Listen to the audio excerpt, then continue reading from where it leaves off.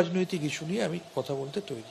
তো আরজি করে medical education বিগত কয়েক বছরে রসাতলে গেছে। সেখানে মুষ্টিমেয় কয়েকজন তাকে খুশি করতে পারলেই পরীক্ষার প্রশ্ন জানা যায়, পরীক্ষার প্রশ্ন এবং উত্তর হাতে নিয়ে হলে ঢোকা যায়, হলে ঢুকে টোকাটুকি করা যায়। এটা কোনো মেডিকেল কলেজে হয় না। তাদেরকে খুশি করতে পারলে অনার্স পাওয়া যায়, আর তাদেরকে খুশি করতে না পারলে ভালো পরীক্ষা দিলেও ফেল করতে হয়।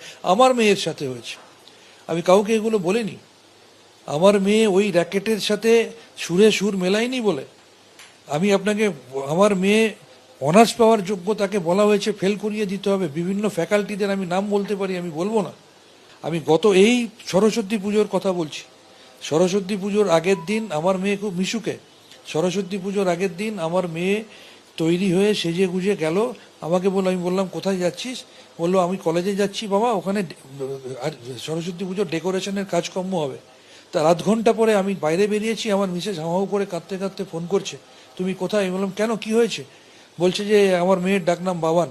বলছে বাবান ফোন করে হাউ করে কাঁদছে। আমি বললাম কেন? বলছে ওকে ডেকে বলা হয়েছে যে তুই কিছু মনে করিস না, আমাদের ওপর মহলে নির্দেশ আছে, তুই এখানে থাকবি না, তুই এখান থেকে চলে যা, তুই থাকলে আমাদের বিপদ হবে। নির্দেশ দেওয়া হয়েছে, তার সাথে কেউ ক্যান্টিনে বসে খাবে না, তার সাথে কেউ লাইব্রেরি বসে পড়াশোনা করবে না, তার সাথে কেউ বাইরে রেস্টুরেন্টে খেতে যাবে না। শুধু কারণটা কি, সে আমার মেয়ে বলে, এবং কারণ হচ্ছে সে ওই র্যাকেটের সাথে তালে তাল মেলায় না বা তাদেরকে খুশি করতে